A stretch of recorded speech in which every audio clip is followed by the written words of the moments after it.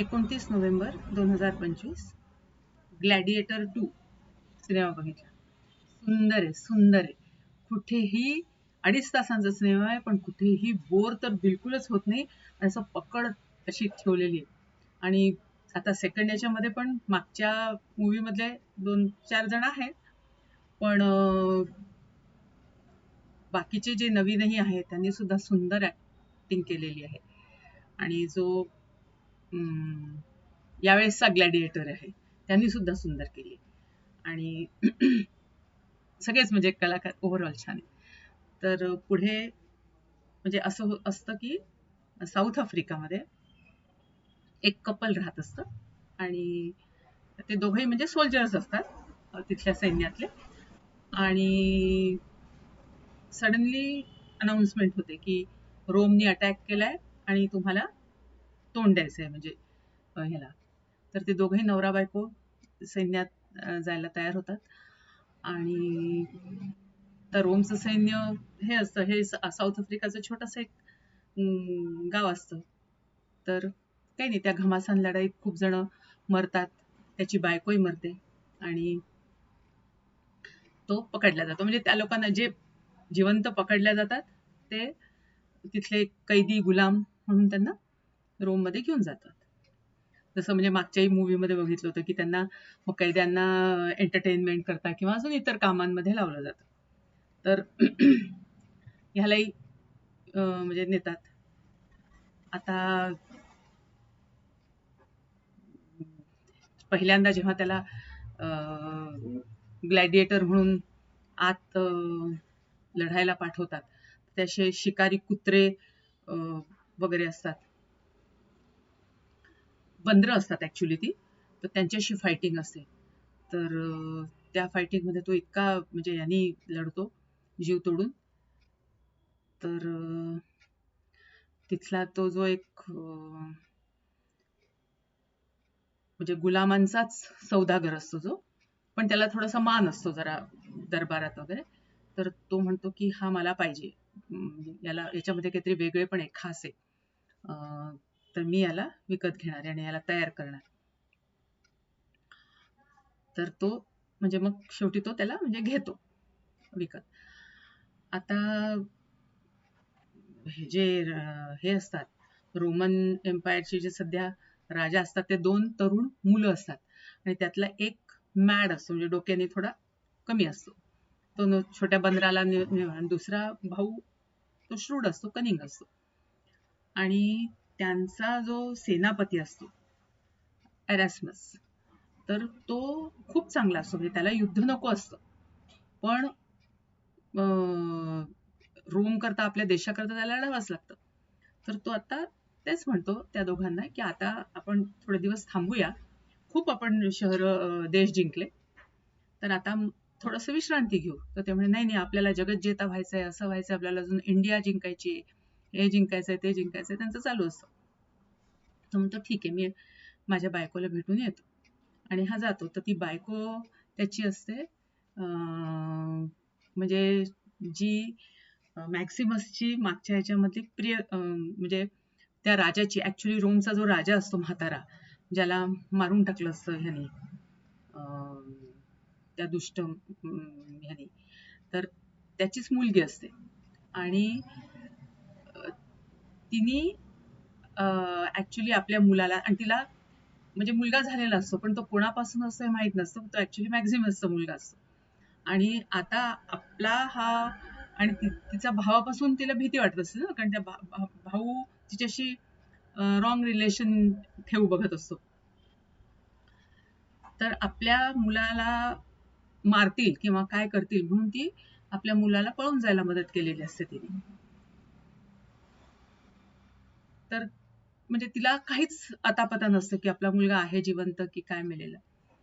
पण आता तिने एरास्मसची या सेनापतीशी लग्न केलेलं असतं आणि त्याला कल्पना असते की तिचं आणि मॅक्झिमसचं होतं प्रेम वगैरे, पण तो खूप चांगला असतो. तर तो येतो भेटायला आणि सांगतो सगळं काय सिच्युएशन आहे वगैरे, आणि म्हणतो की एक गुलाम आहे की जो एकदम डॅशिंग आहे वगैरे वगैरे, सगळं नुसतं फक्त वर्णन करतो त्याचं.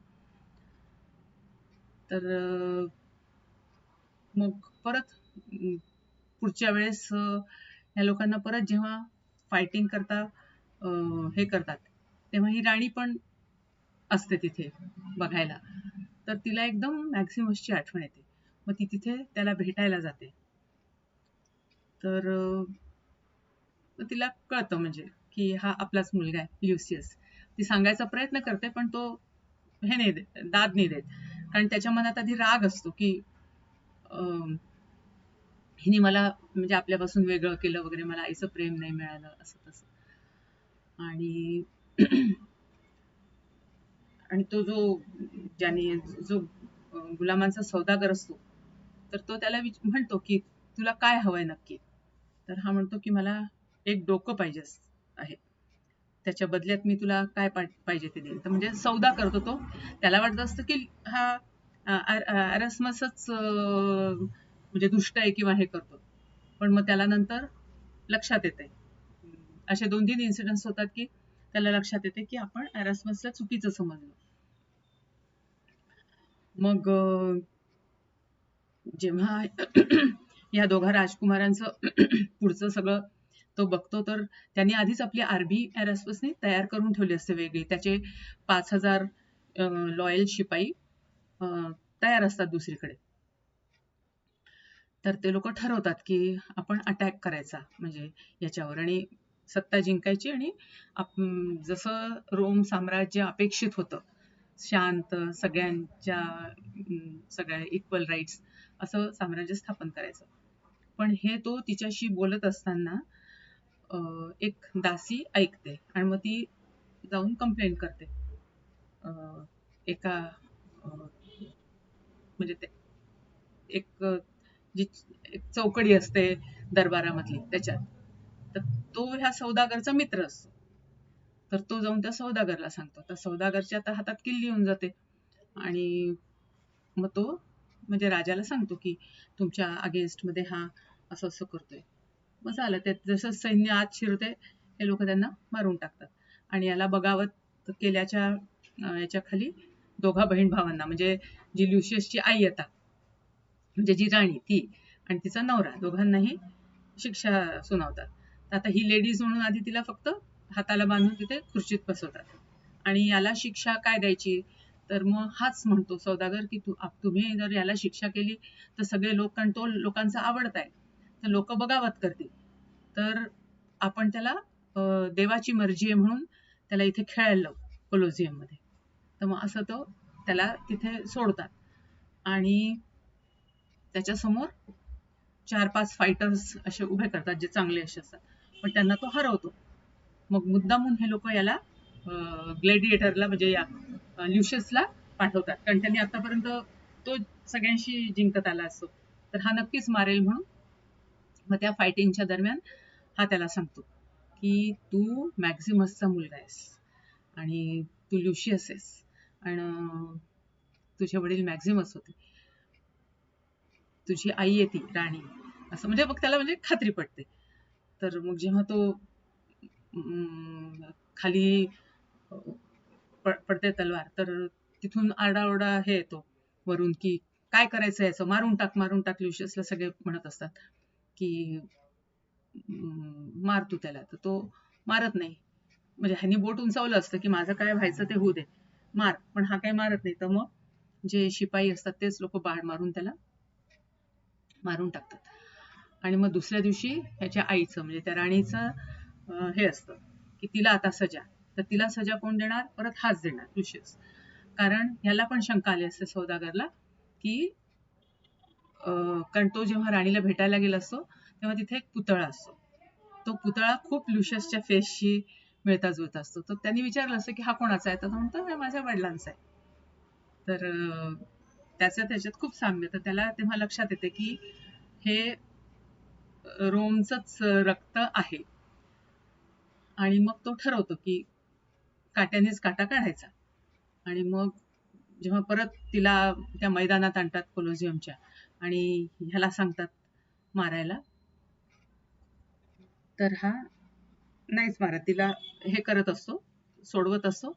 तर तेवढ्यात हे परत हाच उचलतो बाण, धनुष्यबाण. सौदागर बसला असतो वरती आणि तोच बाण उचलतो आणि तिला मारतो. तर हा बघतो आणि ठरवतो की आता याचा अंत केलाच पाहिजे. आणि त्याच्या आधी यांनी त्या भावाभावांमध्ये मिसअंडरस्टँडिंग करून त्या मोठ्या भावाची हत्या केली असते छोट्या भावाच्या हातून. म्हणजे तो त्याला मारायला धावतो पण ऍक्च्युली मारतो हा सौदागरच. त्याचे कान भरतो की तुला हा म्हणजे मिसगाईड करतोय तुझा मोठा भाऊ, त्याला तू नकोय, तू वेडेपणासारखं वागतो म्हणून, तर तो तुला मारायचा प्लॅन करतोय वगैरे वगैरे सांगतं. तर त्याच्या मूर्ख डोक्यामध्ये ती बस आणि तोच त्याला मारायला जातो. तो मारू शकतच नसतो, पण मग हाच मागून येऊन सौदागर त्या मोठ्या भावाला मारतो आणि मग आता ह्या क्वीनला मारतो. तर हे सगळं ह्याला म्हणजे माहित असतं, ल्युशियसला कळतं. तर तिथे जो डॉक्टर असतो गुलामांचा हे करणारा, तर तोही पूर्वी यांच्या सेनेमध्ये राहिला असतो आणि तो पण लॉयल असतो रोमला. मग तो याच्या बाजूने बोलतो आणि राणी जेव्हा आली असते तेव्हा ती त्या याची मॅक्सिमसची अंगठी त्याला देते. तर मग तो दाखवतो की म्हणतो की मी आतापर्यंत सांगितलं नाही, पण मी ल्युशियस आहे, रोमचा वारस, मॅक्झिमसचा मुलगा आहे मी. तू माझं एक काम करशील का? तो म्हणतो की करतो. तर म्हणे ह्याची म्हणजे राणीचा जो नवरा होता त्याची आर्मी थांबली आहे वाट बघत की केव्हा अटॅक करायचा. तर तू जाऊन त्यांना निरोप दे की हा राजाने निरोप दिलाय ल्युशियसने, रोमच्या वारसाने, की तयार व्हा आणि इकडे कूच करा आणि तू किल्ल्या मला देऊन जा तुझ्या सगळ्या. आणि त्याच्याकडे सगळ्या किल्ल्या असतात सगळ्या कैद्यांच्या. मग तो गेल्यावर हा सगळ्या कैद्यांना मुक्त करतो आणि जे कोणी असतात तिथले शिपाई त्यांना सगळ्यांना मारतात आणि हे लोक सगळे जितके कैदी असतात गुलाम आणलेले ते सगळे सज्ज होतात, तयार होतात. आणि मग जसंच कोलोशियम मध्ये आतमध्ये त्या दिवशीचा गेम करतात ते उघडतात दार, तर हे सगळेच्या सगळे तिथे अटॅक करतात. मग लोक पण रिबेल करतात, लोकांना पण खरं कळतं. तर हा मग सगळ्यांना जो सौदागर असतो गुलामांचा, तर तो सगळ्यांना म्हणतो की चला चला चला आपली आर्मी तयार करा, आपण अटॅक करू, त्यांची आर्मी येते इकडे. आणि मग स्वतः पळ काढतो घोड्यावरून पुढे. हा त्याच्या पाठोपाठ ल्युशियस पण जातो आणि मग त्यांची तिथे अर्ध्या रस्त्यातच त्या गेटच्या जवळ जिथे एंट्रन्स असतं रोमचं, तर तिथेच त्या लोकांची फायटिंग होते आणि तो त्याला मारतो म्हणजे सौदागरला. आणि मग तो विचारतो रोमच्या आर्मीला की तुम्हाला असं वाटतं का की अजूनही आपण लढाई करावी किंवा जे शांत रोमचं स्वप्न होतं ते आपण पूर्ण करावं. तर सगळे दोघंही, इकडची आर्मी म्हणजे जी रिबेल करणार असते ती आणि इकडची आर्मी, सगळे तयार होतात. नाही म्हणे आपण शांत रोम आणि आम्हाला युद्ध नकोय, शांतताच हवी. आणि मग सगळं शांत होतं. तर म्हणजे थोडक्यात जो रोम अपेक्षित असतो मॅक्झिमसला किंवा त्याच्या त्या राणीच्या वडिलांना, तो शेवटी अस्तित्वात येतो. तर सुंदर सुंदर हे आहे, सेट्स किती सुंदर आहेत, डायरेक्शन हे ते सगळं सुरेख सुरेख बांधून ठेवणारी मूवी आहे.